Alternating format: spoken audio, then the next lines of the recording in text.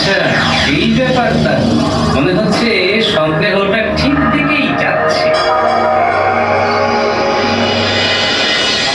তুমি কতদিন আমাদের গল্প বলো না গোপাল দাদু, বলো না গো, একটা গল্প বলো। বলবো বলবো। আচ্ছা, তোদের দলের নেতাকে? কেন? আমি আমি তো সবার বড়। তুই নেতা কি করে হবি? তুই তো নেত্রী। ওই হলো নেতা আর নেত্রী। আমি তোদের একটা কাজ দিই।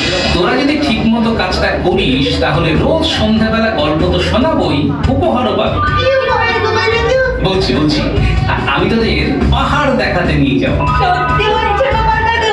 আমরা পাহাড় দেখতে যাবো? তাহলে আর বলছি কি, কিন্তু যদি আমার কথা অনুযায়ী কাজ। হবে গো, হবে গোপাল দাদু, আমরা বলছি হবে। বেশ, নেতা ধরি, নেত্রী যখন বলে দিয়েছে তাহলে তো কথাই নেই।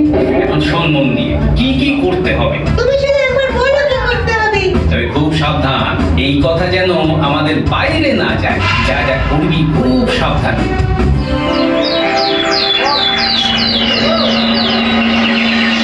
রাজবৈদ্য, তোমাকে যে কাজের দায়িত্ব দিয়েছিলাম সেই কাজ কতদূর এগোলো? দায়িত্ব তো আপনি গোপালকেও দিয়েছিলেন মহারাজ।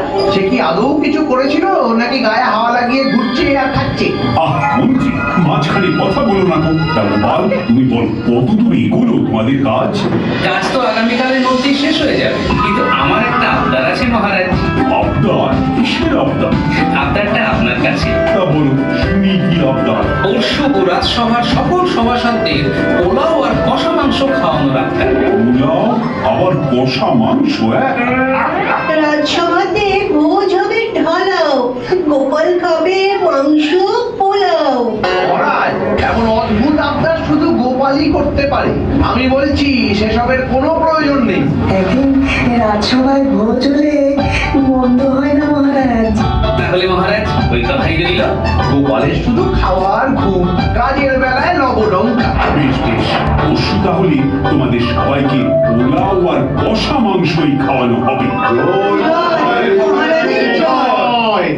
এ বিষয়ে আমার একটা শর্ত আছে মহারাজ। এই তো দেখি খেতে পেলে শুতে চান। তোমার আবার কি শর্ত?